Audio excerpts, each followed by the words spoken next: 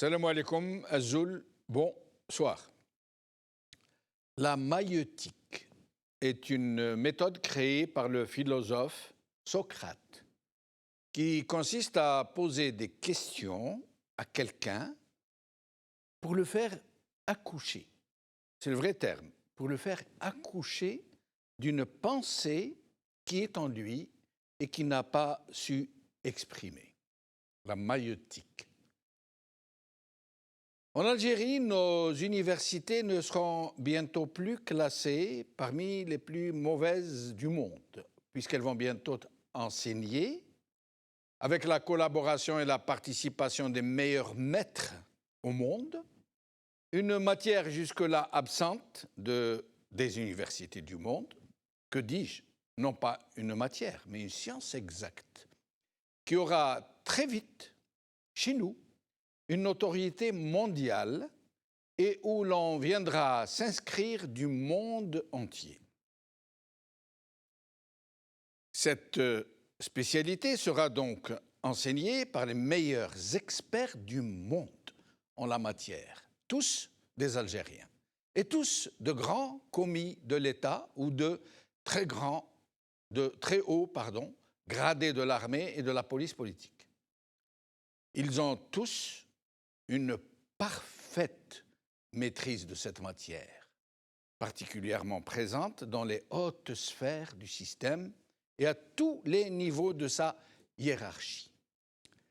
Cette matière a pour nom la mafieutique.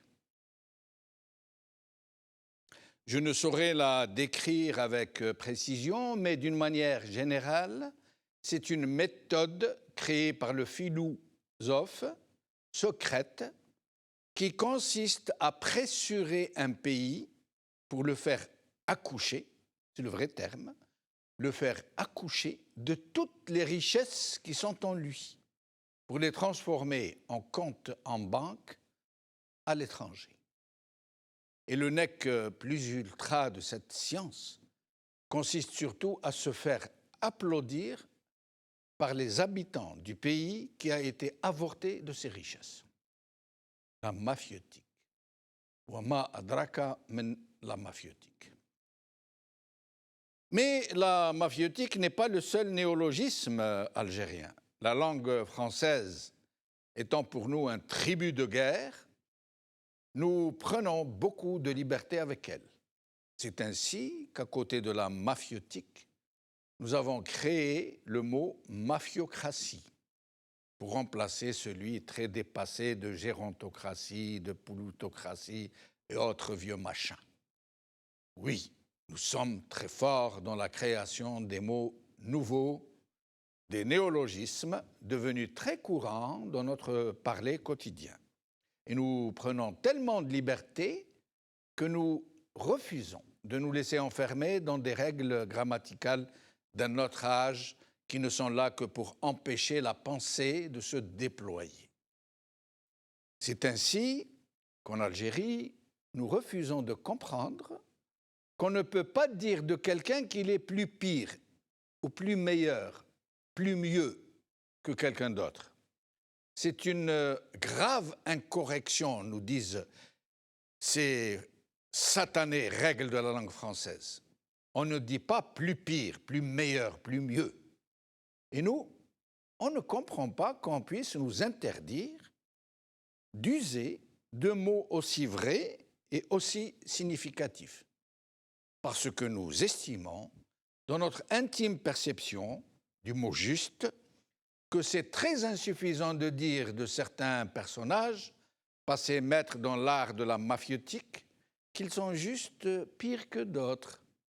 C'est presque les ranger dans le même rayon, avec une trop petite différence, du rikiki verbal. Mais dire, par exemple, de Tebboune, qu'il est plus pire que Bouteflika pour ce qui est des mensonges, ça s'entend, et ça vous parle. Alors qu'on ne vienne plus nous enfermer dans des corsets grammaticaux qui nous empêchent de respirer. Dans ce pays où les hirakistes normalioun vont vendredi et martyr, où le trabendisme est le pilier de l'économie, où les parkingers ont pris possession de l'espace public, avec un DRS qui manipule le dahdouhisme, dans ce pays où les chauffeurs de taxi s'appellent des taxieurs, où les hittistes dépassent le nombre de travailleurs, où les cachiristes et les khobzistes sont passés maîtres en chitaloz, où la hugra a enfanté la harga. Nous disons aussi de quelque chose qui est formidable, que ça déchire, de quelque chose qui nous plaît, qu'on la kiffe. Et même les gens du régime, qui sont des nôtres, même ces gens-là, ils vont de leur imagination. Notre très électrique ministre du Commerce a inventé le mot « enfrac ». Après que son grand président nous ait parlé de sa contre-khota, la contre-khota. Et je passe sur la rajla, le business, le tayhoudisme, le benkelbisme, le tiribarkisme. En fait, nous sommes ainsi dans la transgression des règles grammaticales et le besoin de vocables qui font fleurir le sens, parce que notre régime est plus pire que la pire des mafiocraties. Et que nous rêvons d'un pays plus meilleur que le meilleur des États de droit.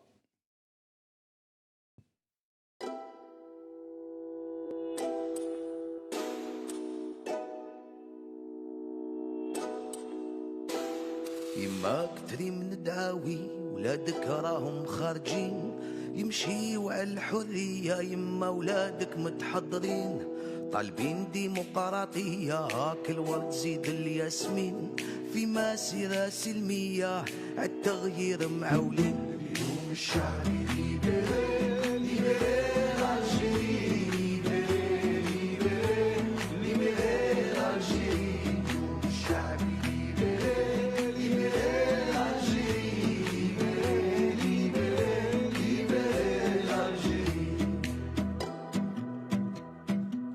الشعب يلعب عشرة والسيستم ما فهموش كوتسيزو يجيبها برا ويماركي ما تحقروش 10 سنين تدمر 10 والو مازال ما شبعتوش وبربي هاد المرة والو ناضي ما تفوتوش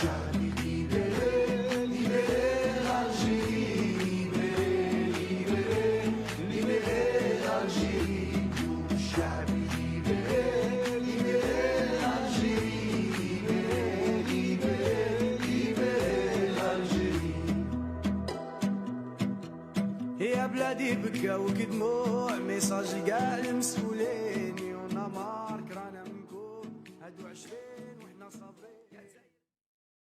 Législative et intox. C'est le titre de notre émission d'aujourd'hui. Et pour en parler, j'ai ici avec moi Brahim Younsi, cadre du MDA. Brahim Younsi, merci d'être avec nous. Bonsoir, merci Sidi Jamal, merci pour l'invitation de nouveau. Merci. Et bonsoir à mon ami Idir. Idir, et on a oublié de préciser de 82 à 86, à 88. 88. Et Idir, bien sûr, marhaba avec Idir, analyste politique, merci d'être avec nous. Merci pour votre invitation et je salue mon ami Brahim. Et depuis Alger, notre ami Hassan Mouali, journaliste. Hassan, merci d'être avec nous. Merci beaucoup, Jamal. Bonsoir à Idir Honoré, bonsoir à Brahim Younsi. C'est un plaisir toujours d'être avec vous. Merci Hassan. Merci Hassan. Bonsoir. Alors Hassan, nous allons commencer avec vous puisque vous êtes à Alger. Alors, quelle est l'ambiance, quelle est l'ambiance législative? Bah écoute, ambiance, c'est une ambiance de mort plutôt. Il n'y a pas d'ambiance du tout de législative. Aujourd'hui, c'est tout le monde qui est allé devant hier et aujourd'hui devant les tribunaux pour le jugement des activistes du Hirak. Donc tu comprendras très bien que l'ambiance est ailleurs, les préoccupations des Algériens sont ailleurs.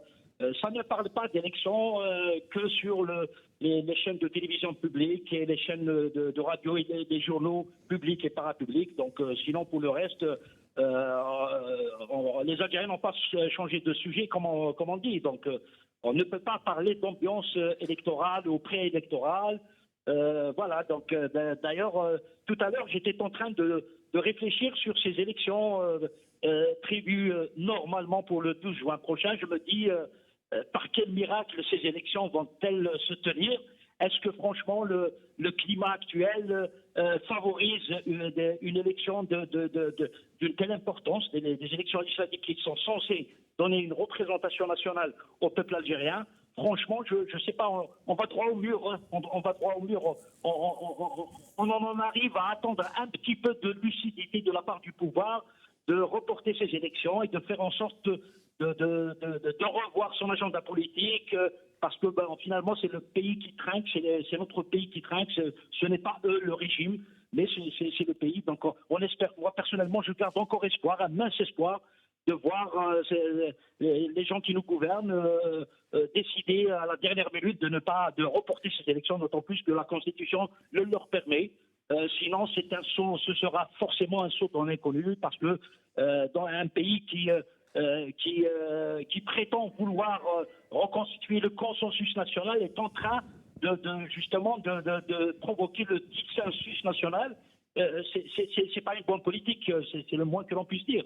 Donc, parler d'ambiance, c'est une ambiance morose. Il n'y a pas d'élection, Donc, voilà, les journées des Algériens sont rythmées par les mardis demain. Donc, on est à la veille de la sortie hebdomadaire des étudiants demain. Donc, le même rituel. On va le voir à Alger, le quadrillage policier d'Alger, les étudiants qui sortent, quelques-uns sont embarqués. En l'après-midi, on va dans les commissariats pour récupérer les étudiants arrêtés. Et mercredi, jeudi, c'est la répétition générale pour le vendredi, les vendredis de l'histoire, le 111e vendredi. Donc voilà un peu l'ambiance. Les Algériens, demain, ils vont mardir et vendredi, ils vont vendredi. Voilà, ça marche comme ça. Et restez avec nous, Hassan.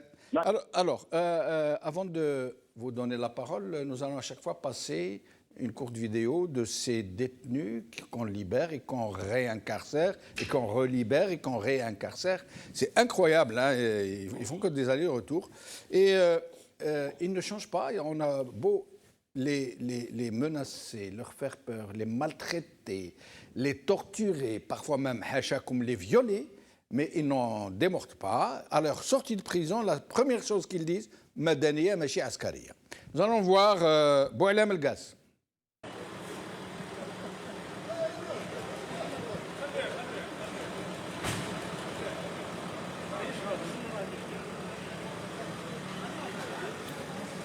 هذا وش نقول له؟ معنى الحاجة اللي نقولها الحمد لله بالغ النسم وخالق الإنسان من عدم الحمد لله الذي لا يحمد على الهم سواه نقول لكم كلمة.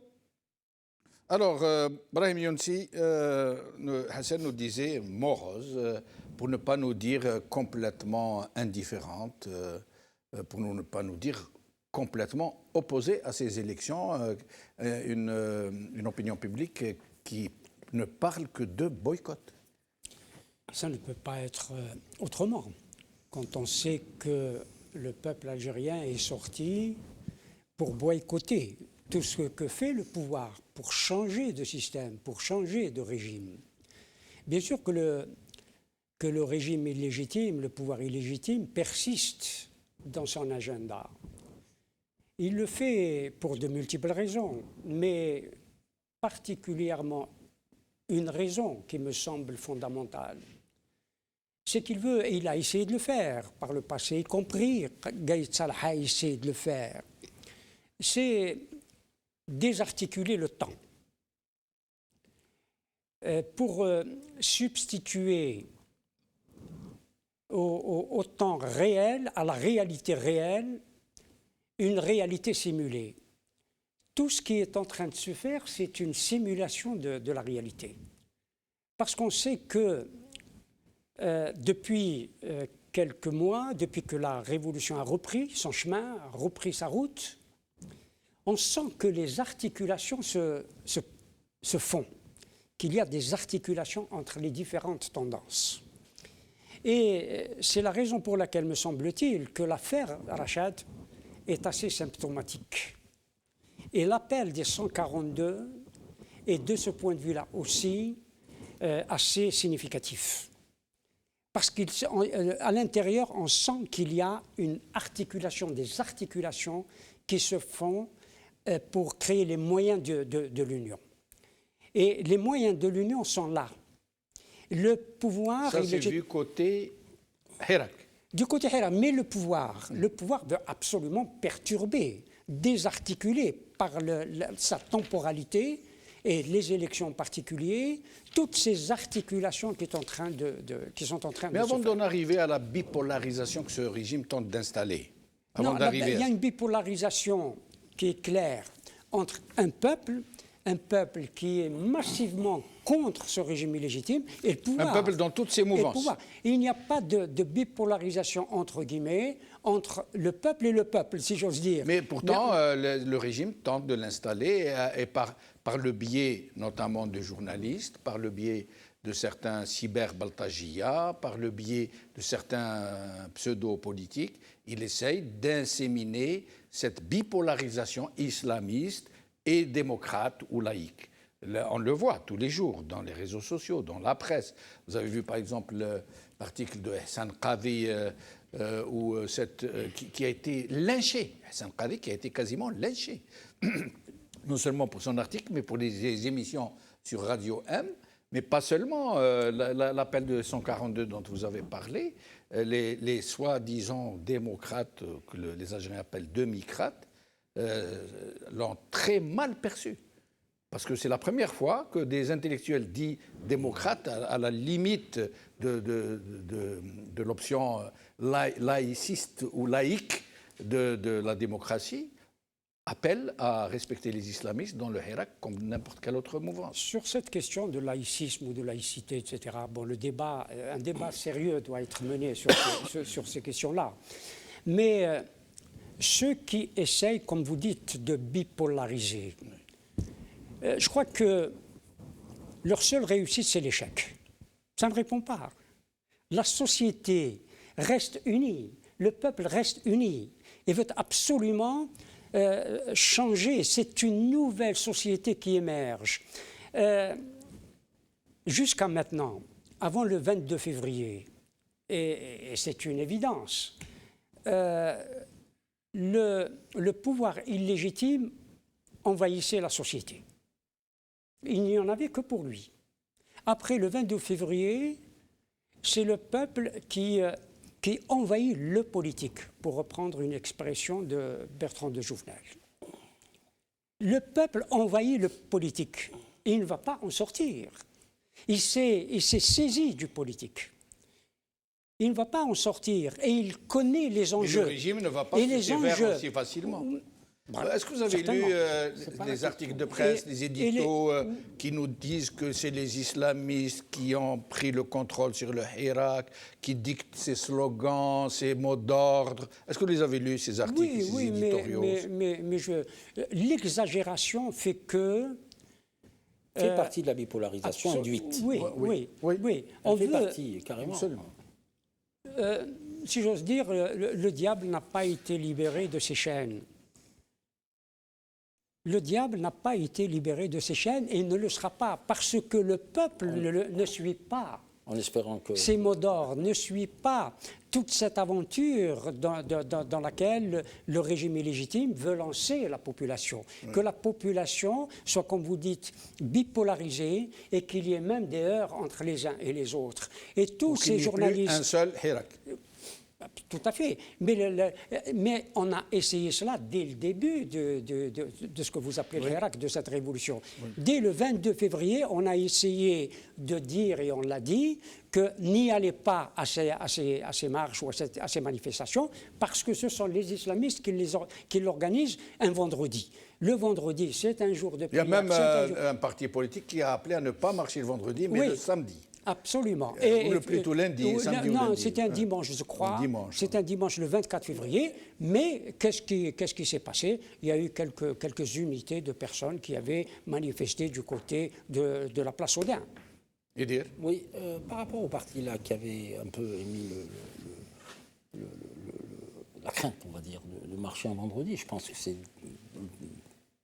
on est dans l'écume des choses, là. On n'est pas dans le fond. Parce que, Brahim l'a dit, on a une société qui s'est complètement transformée. Elle est en complète évolution. Et cette nouvelle bipolarisation, on nous a montré l'épouvantail islamiste, nous ramène à une crise dont on n'a pas évalué les dégâts encore psychologiques par rapport au peuple. Ça, c'est un. On n'est pas passé par une justice transitionnelle pour voir qui est responsable véritablement. Les victimes, le bourreau, les bourreaux, les victimes.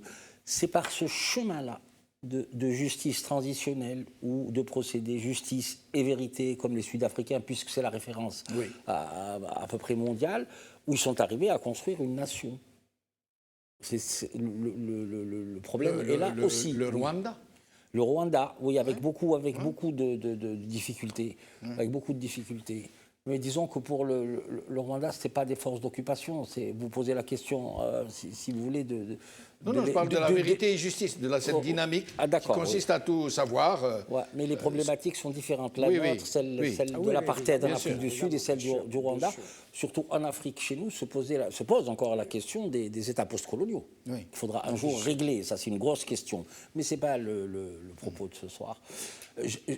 Bon, évidemment, je suis en partie d'accord avec Brahim. Je salue mon ami Hassan Mouali, je suis désolé, Hassan, mais tu me déprimes en disant que c'est morose, mais je peux le concevoir. La vie en Algérie, et pas de perspective, comme il dit, ils sont à l'affût des tribunaux.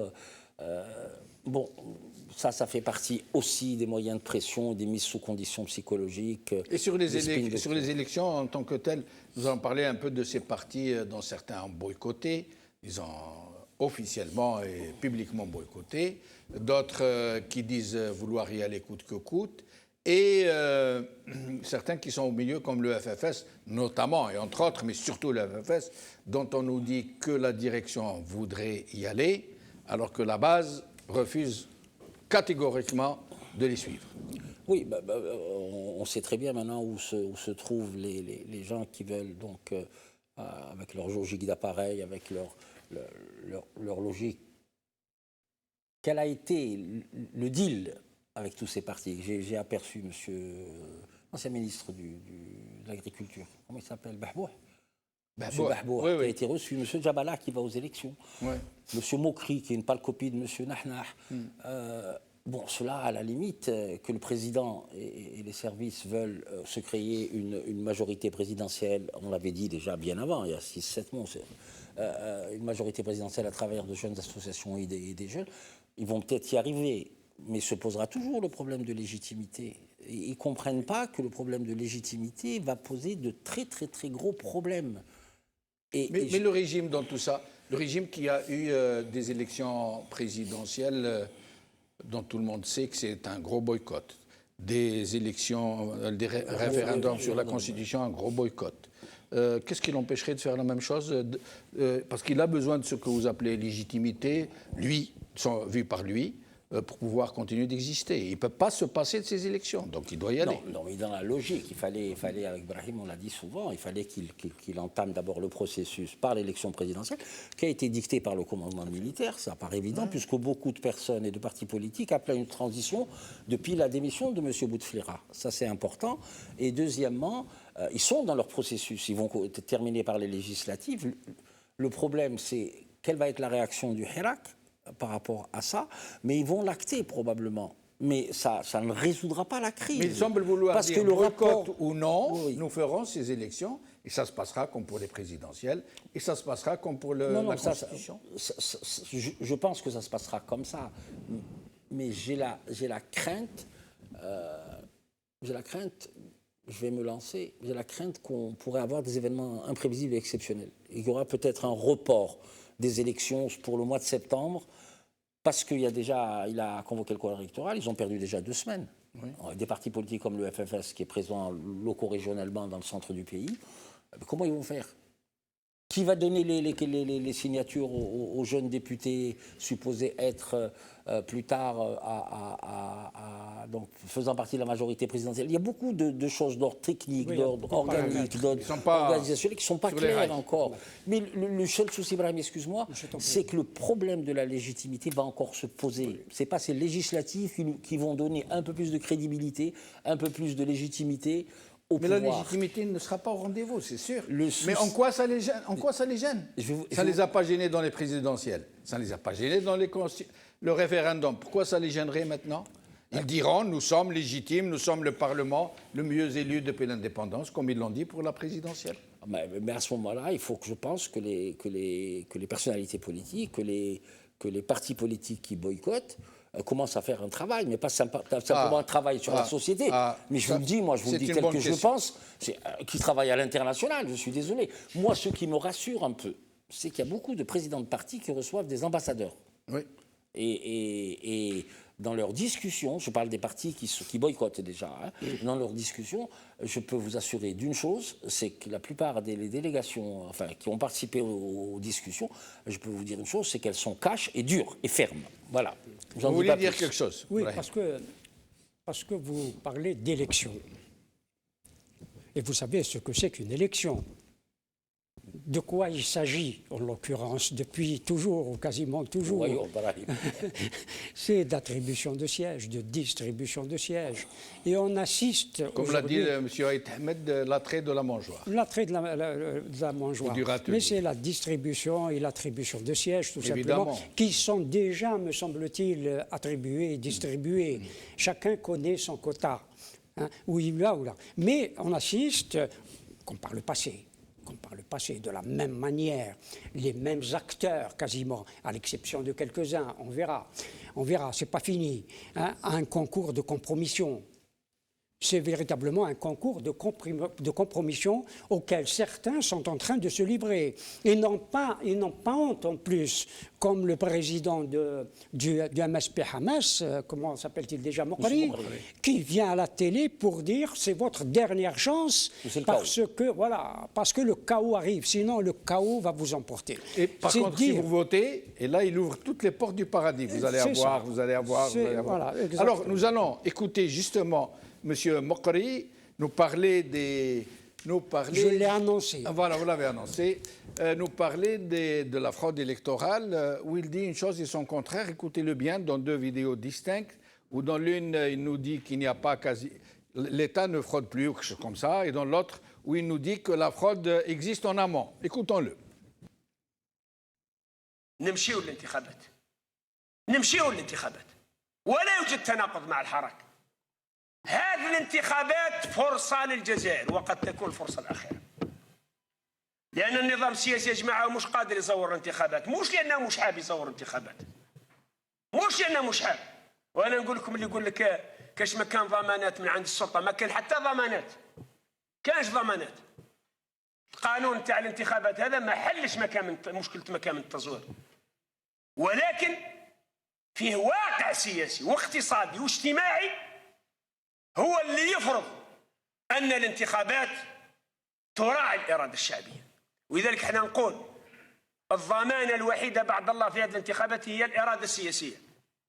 الإرادة السياسية. Et nous allons encore l'écouter, écoutez bien.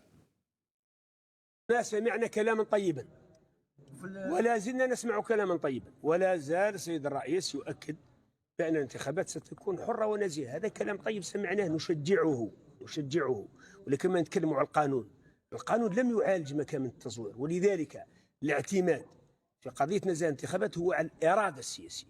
لما يكون الحكم عنده إرادة سياسية باه الانتخابات ما تتزورش، حتى يعود القانون مش مناسب لن تزور الانتخابات.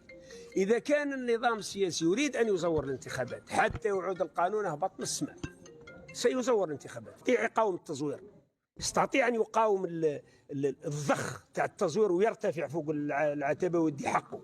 وش الفرق بين حزب مثل هذا وحزب عنده مكتب ما عندوش مكتب ولائي؟ وش الفرق؟ الفرق هو النتيجة تاع الانتخابات مع التزوير. لأن التزوير اللي عندنا حنايا، التزوير اللي عندنا هو كوطات يمدوها لبعضهم. يرفع يزيد لك يضخ يعني عند اللاراندي ديال الاحزاب اللي متفاهمين معاهم. Hassan Mouali, il nous parle de la fraude et il nous dit quotas, c'est des quotas, mais il dit qu'ils se partagent entre eux. Lui n'est pas concerné. Le MSP n'a jamais pris de quotas pour les élections. Le MSP qui a été membre de la de l'alliance présidentielle. Mais sinon, sinon Hassan, est-ce qu'il est concevable d'imaginer qu'un régime comme celui-ci peut organiser des élections vraiment honnêtes, vraiment transparentes et laisser naître un Parlement qui ne relève pas de son contrôle? Est-ce qu'il est imaginable qu'un régime peut être aussi suicidaire, tout simplement? Ben écoute, Jamal, mon frère, moi personnellement, je ne pourrais jamais soupçonner ce pouvoir d'avoir des prétentions démocratiques. Ce n'est vraiment pas dans ses gènes. Son ADN, c'est de régner encore, c'est de, à chaque fois, changer sa façade, recruter de nouvelles têtes, parfois jeunes, pour se donner une belle façade et rester encore au pouvoir. Je pense que c'est le seul programme politique depuis 1962 de ce système. Comment rester au pouvoir en trompant l'opinion avec des opérations de politique cosmétique. Et malheureusement, il arrive quand même à recruter des partis politiques. Tu parlais tout à l'heure du MSP. Bon, il faut juste rappeler comment est né ce MSP. Le MSP a été créé pour contrer le PIS. Donc, il est né dans le giron du pouvoir. Quant à Abdelrazak Moukri, il est vraiment, quand on écoute ses déclarations, on a envie de rire. S'il était question de notre pays, malheureusement, il n'est pas à sa première contradiction près. Je me souviens même sur le plateau d'El Maralibia, c'était, je crois, 8, 10, 11 février 2019, juste une semaine ou une dizaine de jours avant le Hirak. On lui avait posé, Salim, je me souviens, lui avait posé la question sur la rue, éventuellement, peut jouer un rôle pour invalider le 5e mandat. Vous pouvez reprendre la vidéo. Oui. Il avait dit textuellement que la rue ne sera jamais la solution et nous, au MSP, nous n'encourageons pas ça. Nos militants ne sortiront pas, sinon ce sera le chaos et tout. 4-5 mois plus tard, qu'est-ce qu'il dit? Le même au cri, et la vidéo existe encore, il dit c'est grâce aux jeunes du MSP que le 5e mandat a été invalidé. Nous avons toujours appelé à la rue, les Algériens à sortir dans la rue. Donc qu'est-ce que tu attends de moi, à ce que je dise des déclarations de ce type? Voilà, en plus il se drape de religion, de morale et tout ça. C'est un mensonge politique éhonté. Donc il est insuivable, je vais inventer un verbe. Il est insuivable ce gars. Je comprends que c'est un parti comme tous les autres qui mange dans la main du pouvoir depuis sa création. Donc, il négocie un bon quota. Faut-il rappeler que ce même Abdelrazak Moukri est allé tendre la perche à Saïd Bouteflika en négociant avec lui la possibilité d'une rallonge du pouvoir de Bouteflika pour une année supplémentaire. Imaginons une seconde que ce scénario a été accepté par l'armée. On aurait eu aujourd'hui à Bouteflika 5e mandat, un mandat prolongé. Et le MSP était partie prenante. Donc quand tu prends ta responsabilité politique de tromper ton peuple, de tromper tes militants et tes sympathisants et d'aller négocier avec le Saïd Bouteflika, c'est-à-dire le symbole par excellence de la déchéance nationale, morale et politique, tu négocies avec lui pour lui donner encore une année de pouvoir, parce que c'est pas son frère qui gouvernait, c'est lui. Il avait déjà 5 ans de pouvoir, le 4e mandat c'était lui, et tu te rends coupable d'une participation, d'une caution, d'une complicité avec Saïd Bouteflika pour lui assurer, lui et sa clique, de rester au pouvoir encore une année. Je crois que la morale voudrait, et l'éthique politique voudrait que tu te taises au moins. Laisse les choses se faire, fais le mort, en attendant que peut-être les gens vont oublier ce que tu as dit, tes déclarations antérieures. Donc, à la limite, c'est presque anecdotique ce qu'il dit. Voilà, ça n'a pas de sens. Alors, une autre déclaration, Hassan, d'un autre parti islamiste, hein, c'est comme ça qu'ils se présentent, eux, le FJD, le Front de la Justice et du Développement. Monsieur Jaballah, alors écoutez bien ce qu'il dit, hein, il appelle à une forte participation aux prochaines législatives pour barrer la route aux ennemis de l'Algérie. Voilà. Djaballah, je crois que, je ne sais pas, je n'irai pas jusqu'à dire qu'il est atteint de sénilité, mais ce n'est pas le discours qu'on lui connaît. C'est quelqu'un qui a été toujours un opposant de type radical. Il a été sans concession avec le pouvoir, et donc qu'il soit aussi naïf pour penser que les élections peuvent être une solution, la réalité est tout autre. Les élections n'ont jamais été une solution de changement en faveur du changement en Algérie. Les élections, elles consacrent tout simplement la permanence du système.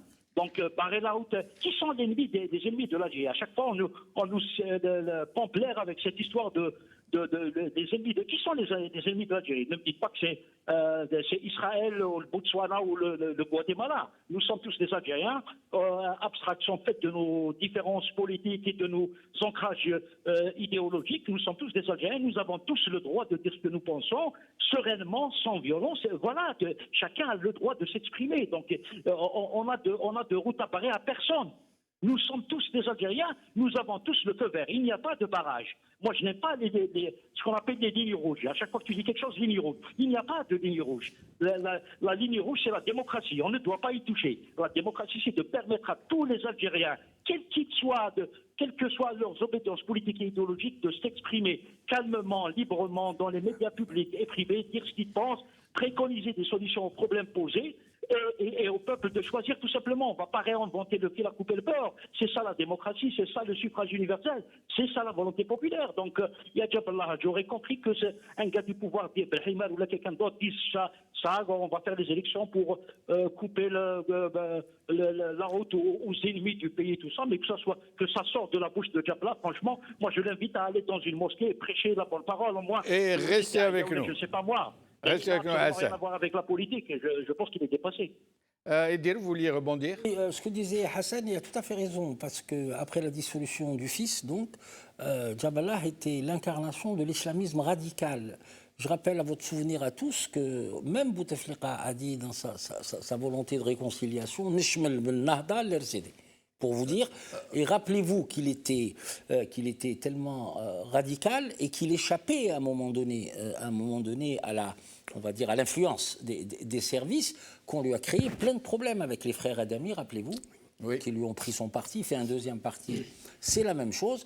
Et là, je suis entièrement d'accord avec Hassan, on se demande, il s'est peut-être ramolli, il doit partir en retraite quelque part, et je souscris à l'idée qu'il aille prêcher la bonne parole. Alors, avant de passer aux partis qui appellent au boycott, sur ces partis qui appellent à la participation, qu'on étiquette d'ores et déjà comme participationnistes, qu'est-ce que vous pourriez nous dire sur eux avant de passer au reste?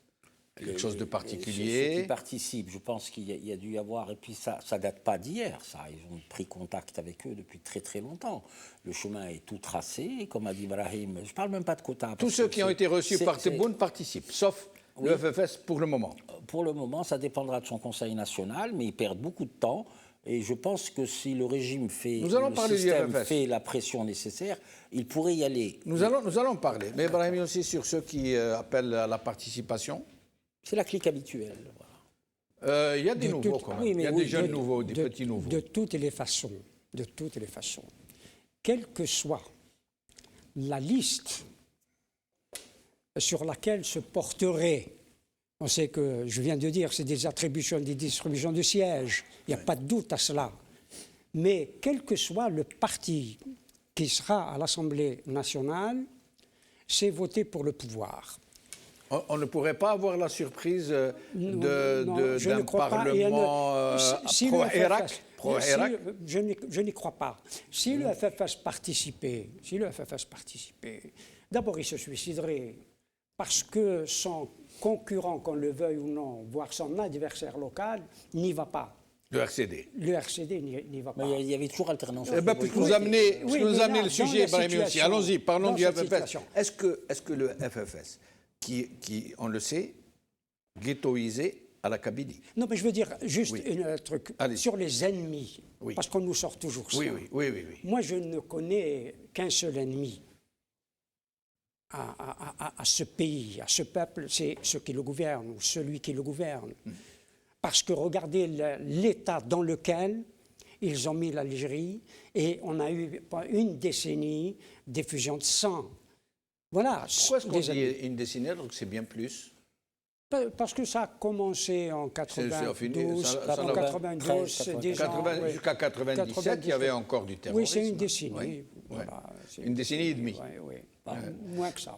Alors pour ce qui est du FFS, le FFS, il est en Kabylie principalement. Ce n'est pas parce qu'il n'a pas pris dans le reste du pays, c'est parce que le régime ne l'a pas permis.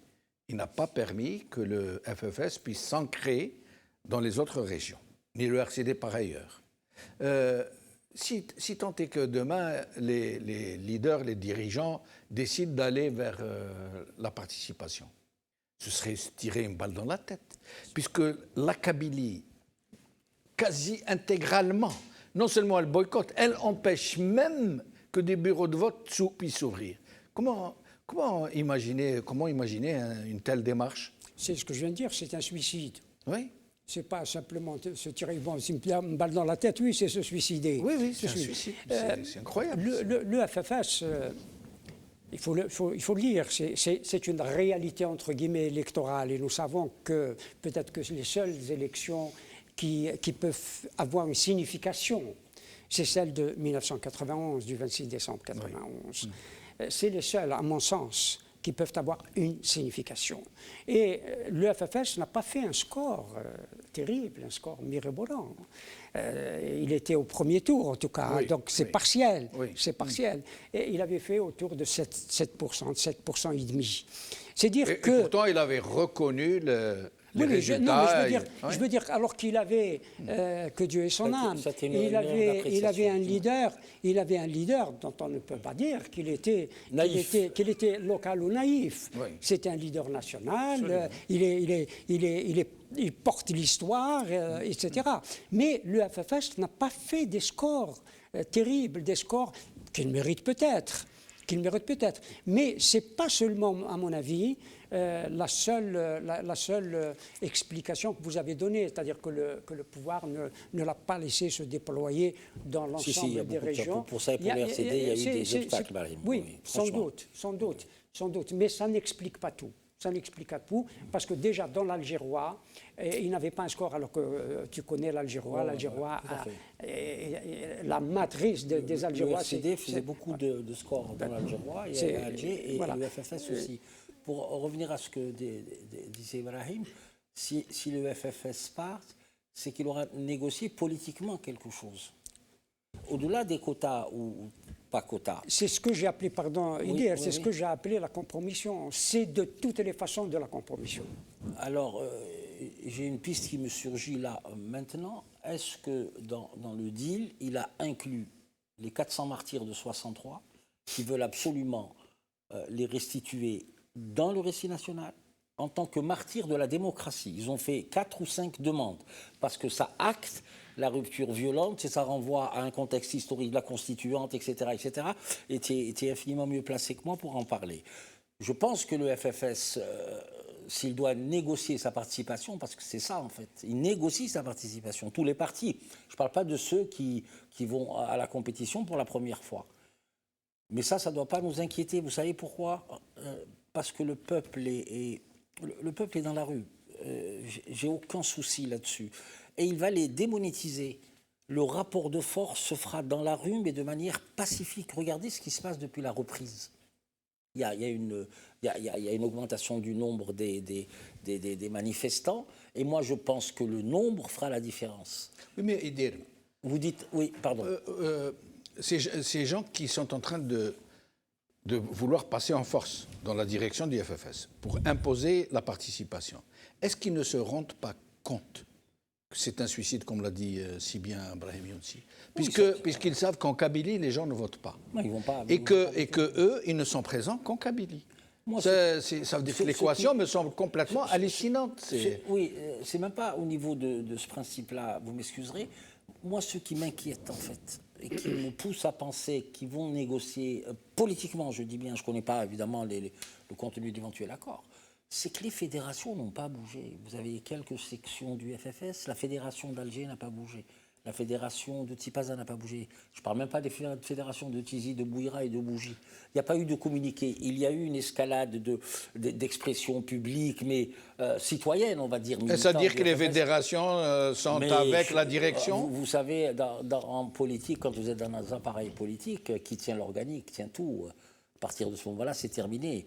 Et ils sont prêts à sacrifier tout le Conseil national, si tant est que la nature du deal. Maintenant, se posera à eux, il a dit le degré de compromission, je l'entends, se déposera à eux le problème de conscience. Parce que dans tous les slogans du Hirak, c'est dans l'ADN du FFS, hein, l'istiqlal, l'autodétermination, l'état civil, etc., etc.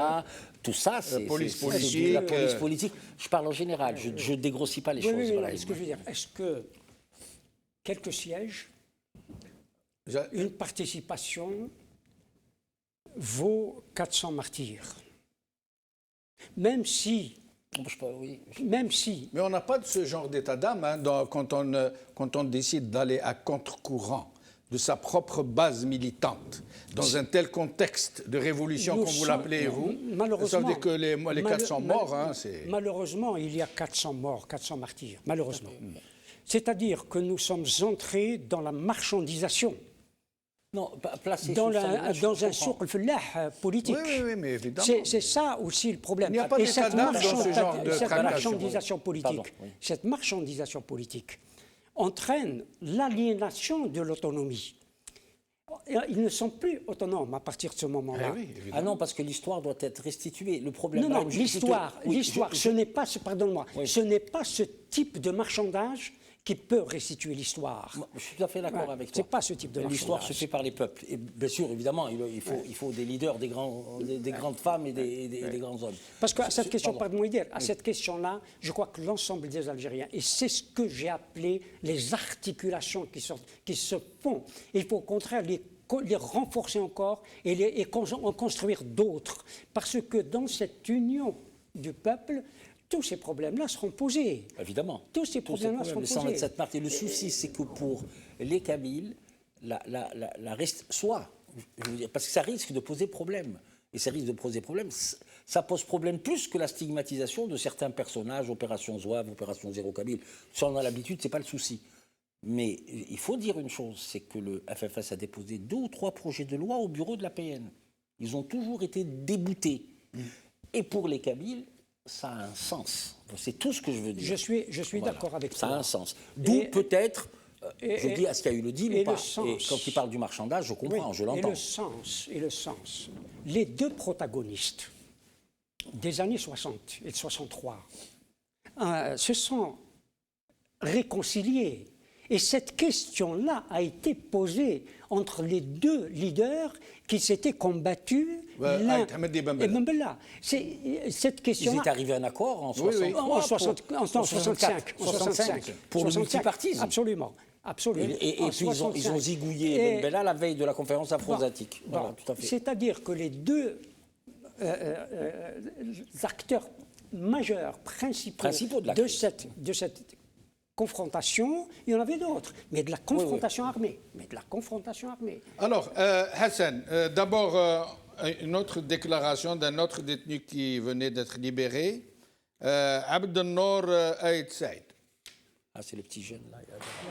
السلام عليكم الزول في الاول الحمد لله تم الافراج عليه نشكر هيئه المحامين اللي قاموا بالدور تاعهم على اكمل الوجه سي فريمون اون فامي اللي كانت معايا اليوم ماشي برك محامي حسيت كانهم عائله معنا ونتمنى ان شاء الله الحريه لجميع معتقلي الراي وخاوتنا اللي ما زالوا من داخل ويعطيكم صحتكم ونشكر كاع الاخوه اللي تضامنوا معايا سواء من قريب ولا من بعيد خاصه الاخوه الطلبه يعطيكم صحتكم ربي يحفظك الحمد لله على سلامتك نشكر ثاني كل سيكسيون تاعي qui ont réussi. Oui. Bon, je viens de نشكر جميع واحد تضامن معايا بأي طريقة سواء من قريب ولا من بعيد والحرية لجميع معتقلي الرأي ويعطيكم الصحة. الله يرفع يحفظك الله. دولة مدنية ماشي عسكرية دولة مدنية.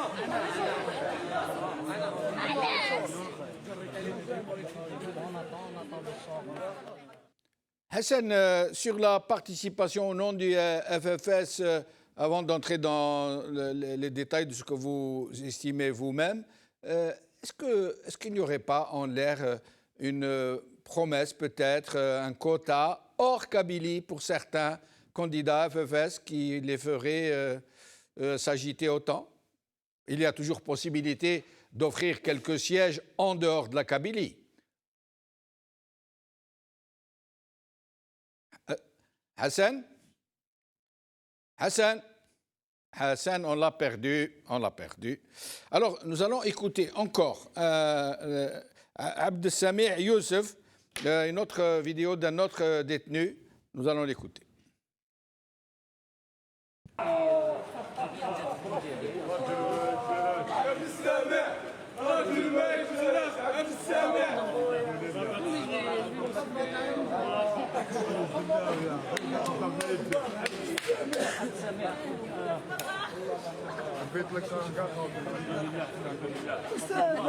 حوست عليه والله غير حوست جيت مشرف يجري عليه جاي والله غير شوف الحمد لله يا ما كان له بصح شوف انا نقول لهم ذنبنا الوحيد انا قلتها له للقاضي الذنب تاعنا. Alors encore, Tajadit, le poète de la Révolution, écoutez-le bien. معليش قانون الحراك متواصل، رانا في اطار في الدستور، رانا في اطار الدستور سلميه سلميه خوتي.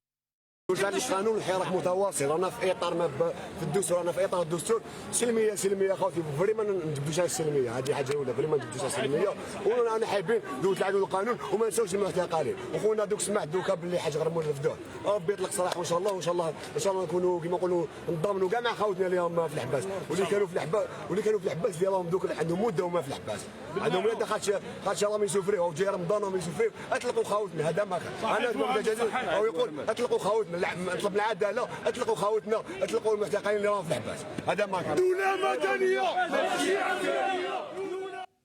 Alors, en attendant de pouvoir joindre Hassan sur cette question, ici on proposait quelque chose au FFS, quelques sièges en dehors de la Kabylie. Ce serait possible.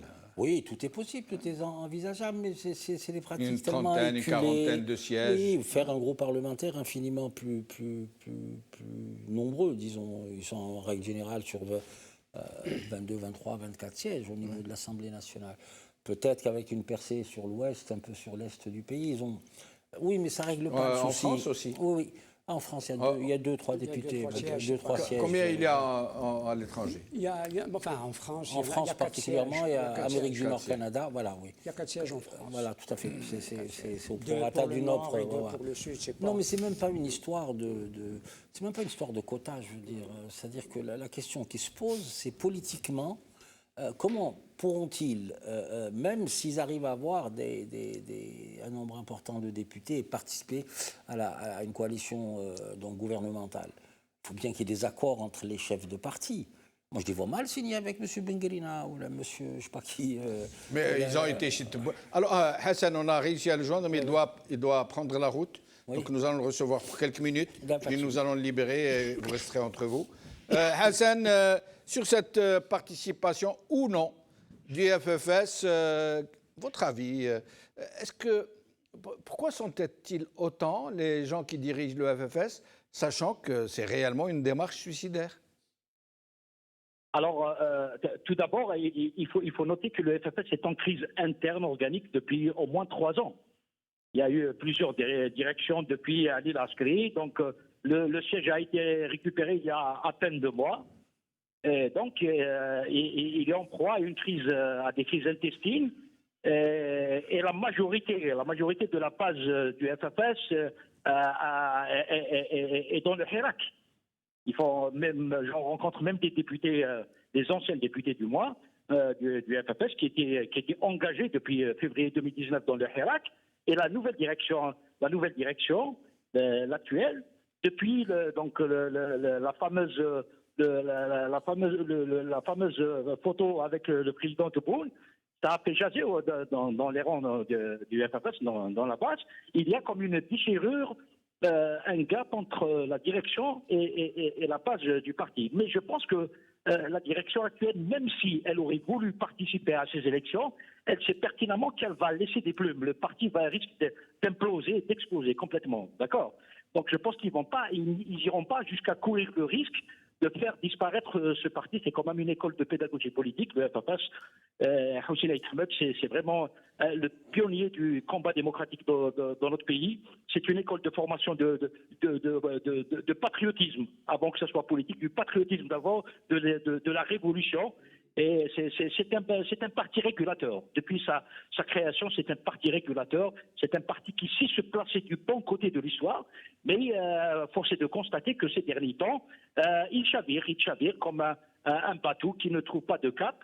Mais je pense que, connaissant un peu le fonctionnement de ce parti et les derniers développements, je pense qu'il n'ira pas jusqu'à participer.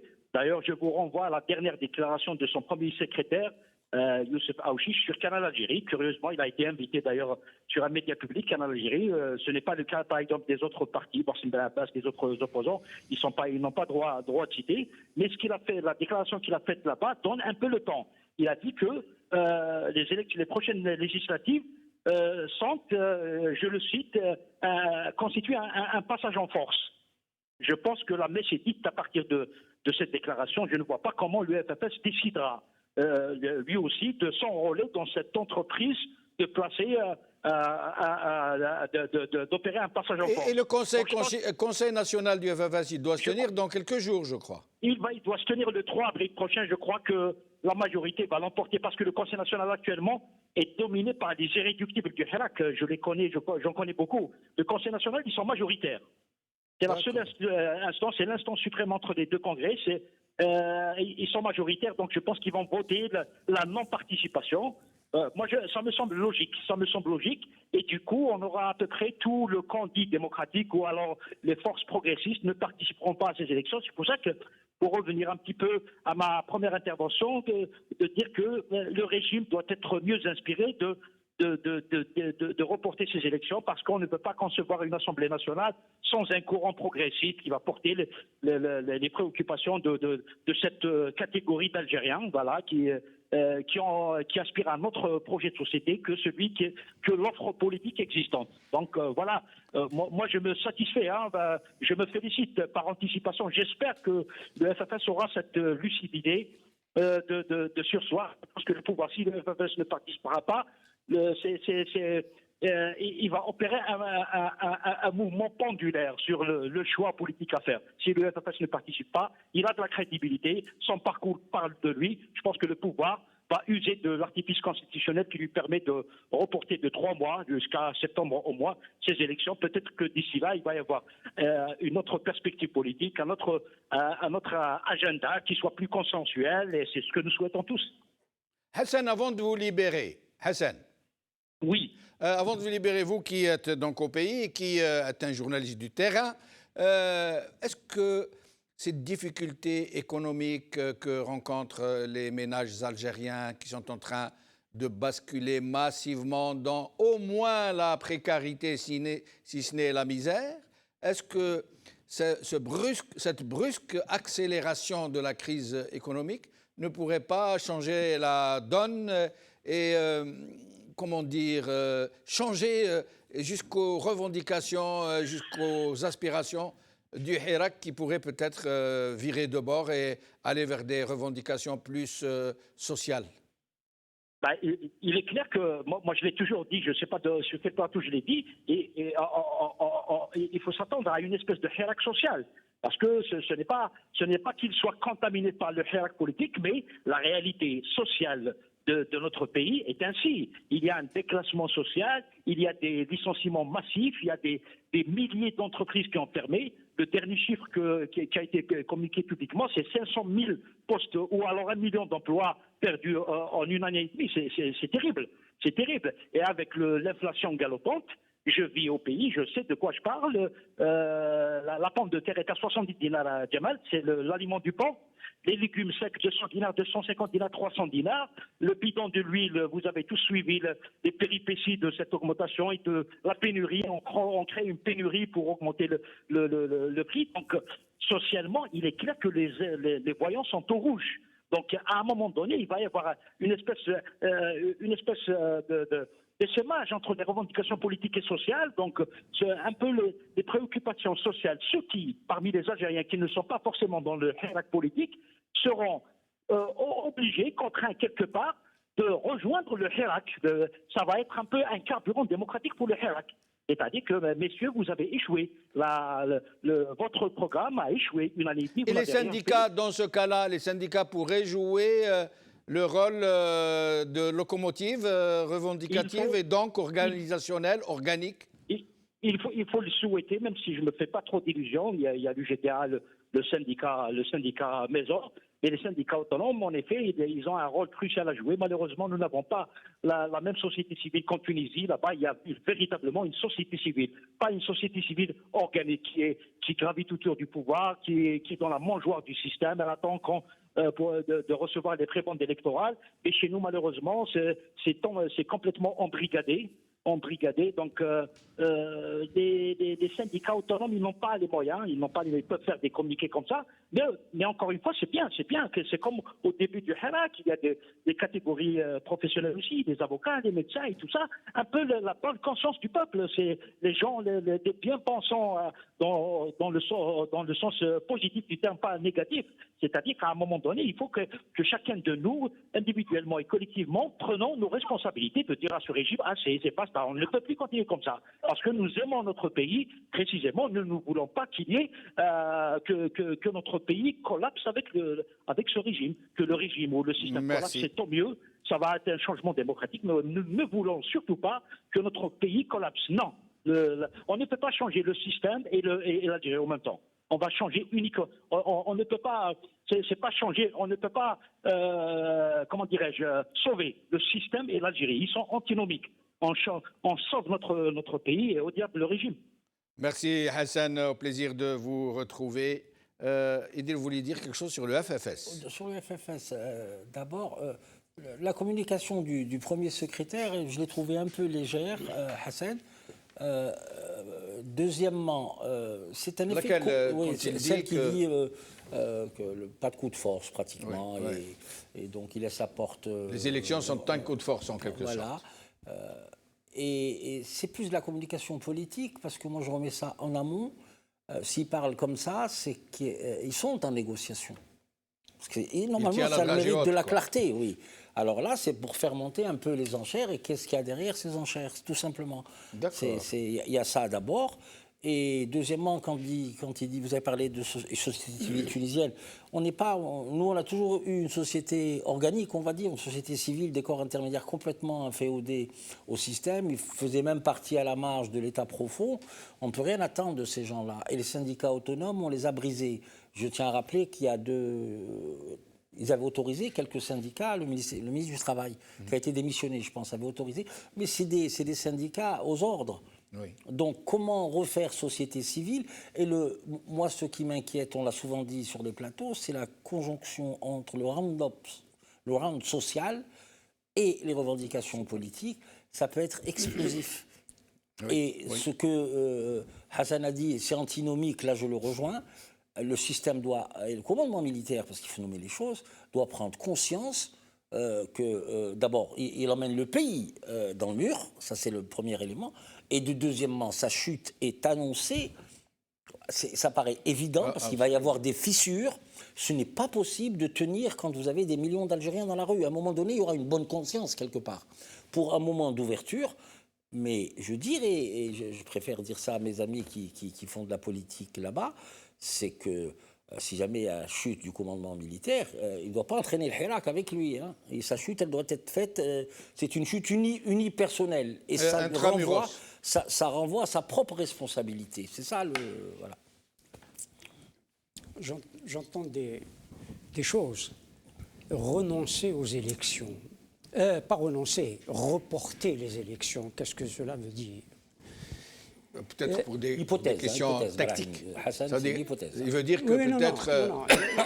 Non, il demandait de reporter les élections. Non, pas reporter, c'est renoncer. C'est renoncer aux élections. Vous voulez dire que ce n'est pas à lui d'organiser de quelconques élections? Non, pas du tout. Pas du tout. Nous connaissons les enjeux. Nous connaissons les enjeux. Il en a Il donné ne l'ordre. lui Excuse-moi, appartient Brahim. pas, oui. Il ne lui appartient pas aujourd'hui d'organiser les élections parce que nous savons tous que ces élections-là sont truquées. La fraude est déjà là. Et nous savons aussi, et c'est la raison pour laquelle tous ces partis, tous ces politiques, et je mets beaucoup de guillemets, vont à la mangeoire.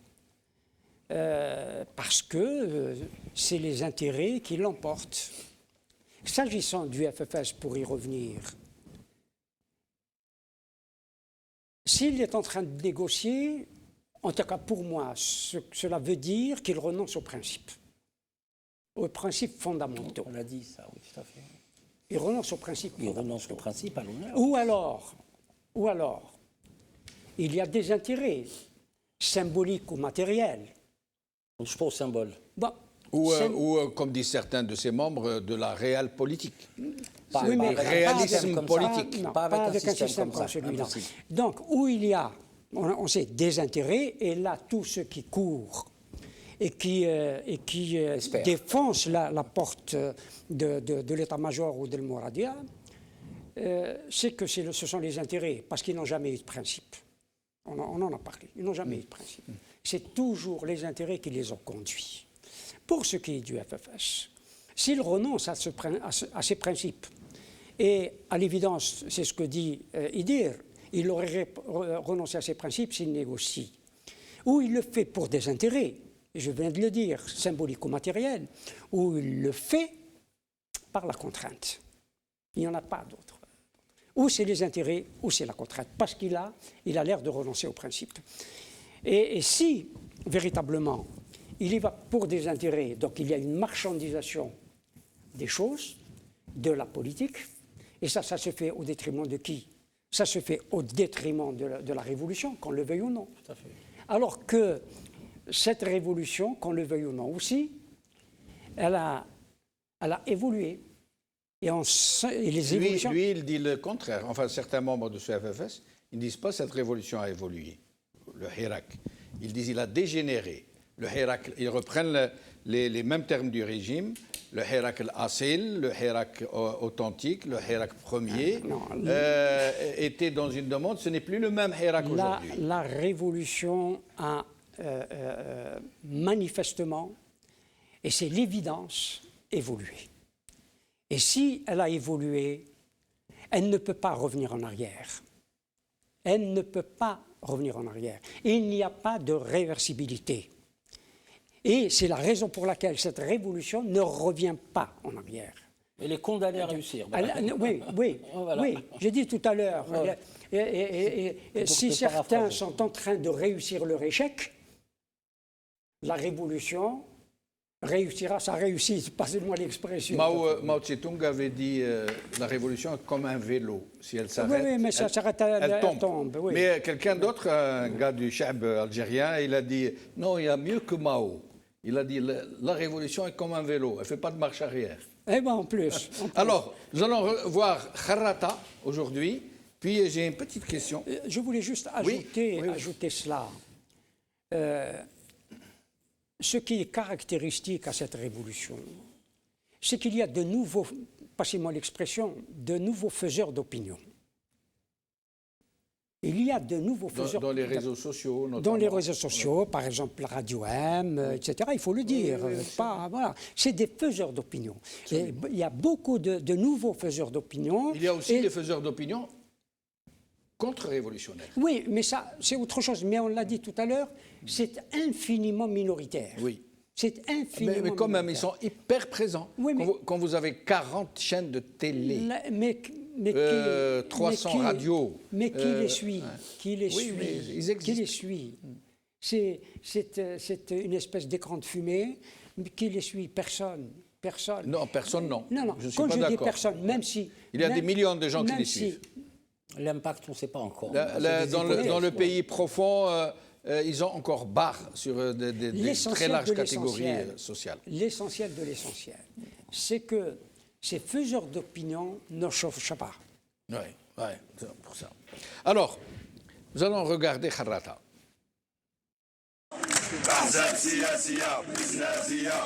أحزاب سياسية بزنازية أحزاب سياسية بزنازية مرحلة انتقالية وسيادة شعبية مرحلة انتقالية وسيادة شعبية مرحلة انتقالية وسيادة شعبية مرحلة انتقالية.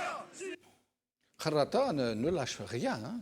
Même s'il n'y a pas foule, mais c'est toujours OK pour le rendez-vous hirakiste. C'est réjouissant. Alors, question que je voulais poser. Pourquoi ce régime a-t-il voulu aller aux élections législatives alors qu'il avait sous la main une APN docile qui votait à tout ce qu'il voulait? Pourquoi ne l'a-t-il pas gardé au moins le temps qu'elle finisse son mandat? Pourquoi a-t-il pris le risque de la dissoudre, de devoir légiférer par ordonnance et d'aller vers une aventure électorale qu'il ne contrôle pas? Non, il a tout bouclé. Les services ont tout bouclé à ce niveau-là. Il n'y a pas trop de soucis. Le souci par cohérence politique, déjà le fait qu'il ait fait passer des projets de loi en Conseil des ministres. Maintenant se repose le problème de la cohérence politique. À partir du moment où l'ensemble des Algériens disent que son élection est frappée du sceau de l'illégitimité et donc de la légalité, il est passé pendant près d'une année même, une année, sous le Parlement dirigé par le FLN, le RND et ses acolytes. Oui. Mais il n'y a pas de cohérence politique pour M. Tebboune. Il lui fallait justement entamer cette petite rupture, mais qui ne satisfait personne. Mais pourquoi n'a-t-il pas gardé le même Parlement? Il ne peut pas garder. Pourquoi il ne peut pas garder? Parce qu'il ne peut pas garder une Assemblée nationale, d'abord, qui est issue du précédent, avec lequel ils veulent entamer une rupture. Mais celle qui vient, comme dit Ibrahim Younsi, ça va être la même chose. Elle va sortir de la casquette. Ça ne va pas être une élection. Parce que c'est pas en ces termes que j'aurais dit ça.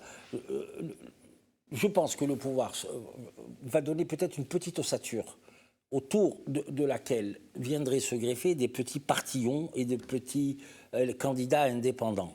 Tout ça pour d'abord maîtriser la machine parlementaire.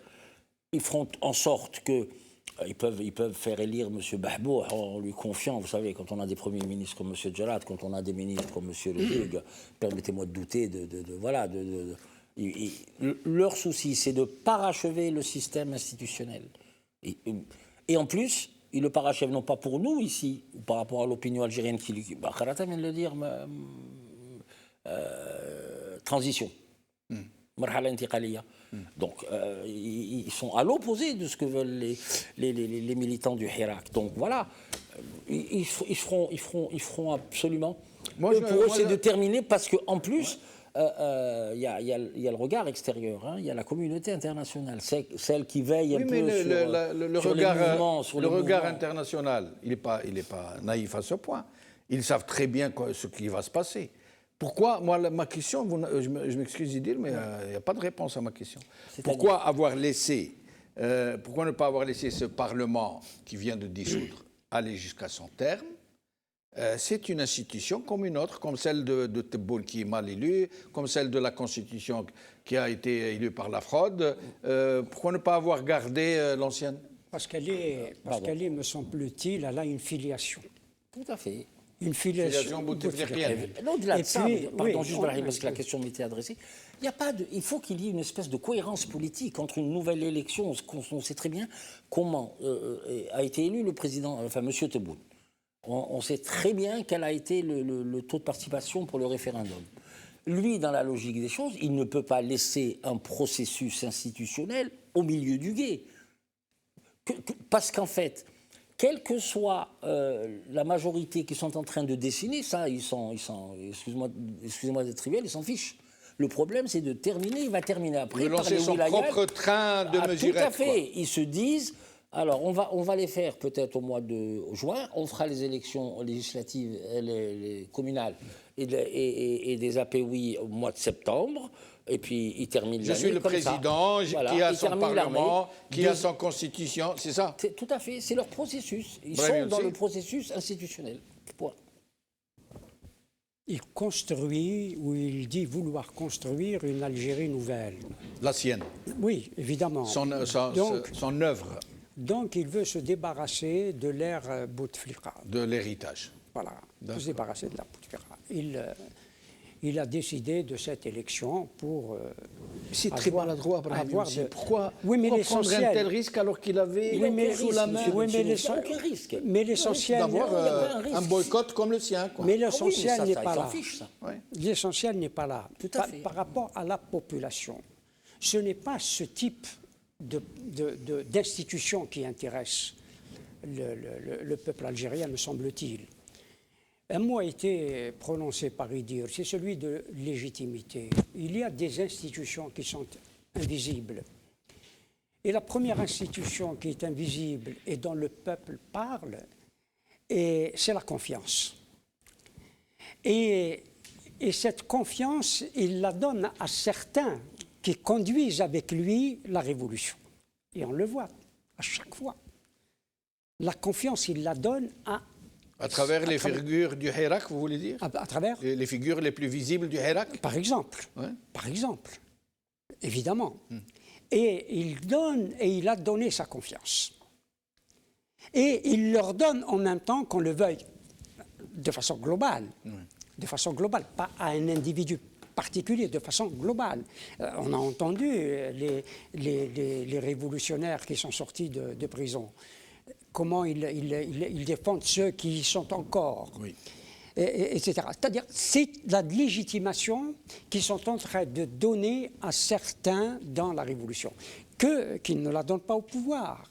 Le pouvoir veut se légitimer, encore une fois, par la fraude électorale, par les institutions qu'il maîtrise, parce qu'il ne maîtrise pas les autres institutions, et surtout pas les institutions dites invisibles. Et surtout ça, c'est un problème de légitimité. Mais eux ne sont pas dans ce cadre-là, M. Benchenouf. Eux veulent terminer le processus. Et c'est quand même incroyable, Idir, que ces gens ne puissent pas voir, ne puissent pas comprendre, ou puissent être aussi outranciers dans des choses qui sont d'une évidence aveuglante.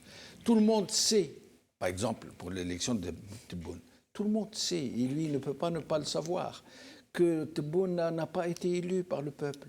Il y a eu 8% d'électeurs qui sont déplacés, et on a fait voter les morts, on a fait voter des militaires 2 à 3 fois, avec des cartes de vote différentes. Tout le monde sait que le référendum a été massivement boudé. Et d'ailleurs, même leurs chiffres, qui sont pourtant gonflés, ne sont que de 23%. Tout à fait. Alors qu'ils sont gonflés. 23% de participation. Et là, il s'aventurerait dans un autre boycott absolument et sûrement et avec une grande certitude massif. C'est la raison pour laquelle il n'a pas décidé d'un seuil en deçà duquel les élections ne seraient pas valables. Oui, mais en plus, pour vous répondre, le fait qu'il aurait pu envisager, en hypothèse, continuer avec le FLN ne poserait pas de problème, en fait. Oui. Mais lui, dans sa démarche, parce que l'élection législative, c'est là où il entendait jouer sur le levier pour justement essayer de, je dirais pas de fracturer un petit peu, de créer quelques fêlures au sein du Hirak et de susciter des parce que quand il y a un candidat, il y a une famille, mais bien évidemment, ça participe aussi. Ce n'est pas très important, ça, je vous l'avoue, je vous le conseille. Bien sûr, évidemment. Mais ça participe de ça. Mais Brahim a dit leur Algérie nouvelle qu'ils veulent construire. Il faut qu'ils parachèvent le processus, M. Benchenouf. C'est le seul problème. Qu'ils gardent le FLN, RND, la coalition avec TED et le MPA, ne posait pas problème. Ils sont dans les mêmes institutions, il faut qu'ils parachèvent le processus. Tout à fait. Mais il y a aussi une institution, une troisième institution invisible ou dite invisible, c'est l'autorité. C'est l'autorité. Est-ce que la révolution, aujourd'hui, ceux qui sont dans la révolution, reconnaissent l'autorité de ce pouvoir? Non, ils ne la reconnaissent pas. Sachant en plus pertinemment que le rapport des forces a basculé. Et c'est pourquoi le pouvoir ne lance pas de façon un peu plus musclée la répression. Parce qu'il n'a plus l'autorité. Les Algériens ne reconnaissent plus son autorité. C'est le début de la défiance, hein, oui, mais c'est plus que cela. Le début, vous pensez? Non, mais c'est quand même une défiance assez forte. Non, le début de la défiance, parce que la défiance, elle peut amener vers des dérapages. La défiance, c'est-à-dire la non-reconnaissance du pouvoir. Oui, mais... Si on arrive à... Non, elle est dans les têtes. Comment moi va-t-elle se matérialiser? Je suis d'accord, sauf pour le mot début. Non, mais c'est un début dans le sens, parce qu'il faut que ça se cristallise, il faut que ça se construise, que ça se cristallise, que ça se coagule, il faut que ça se... Après, à ce moment-là, il y aura des leaders qui vont émerger, pardon Brahim, excuse-moi, qui vont émerger, et puis à ce moment-là, de la défiance, pas... D'autre part, ce qui le gêne, c'est que, et nous le sentons tous, je pense, qu'il y a de l'altérité dans cette révolution. Oui. Les gens sont différents, idéologiquement, etc. Il y a de l'altérité. Mais il y a aussi une union. L'altérité dans l'union. Absolument. Qui émerge, qui s'exprime, qui se manifeste. Et il y a de la fraternité qui se manifeste également entre des acteurs totalement différents sur le plan idéologique et politique, qui appartiennent à des horizons totalement différents, pour ne pas dire divergents et adversaires. Et ça, le pouvoir veut casser cela. Oui. Il veut casser cela. Mais il n'y arrive pas.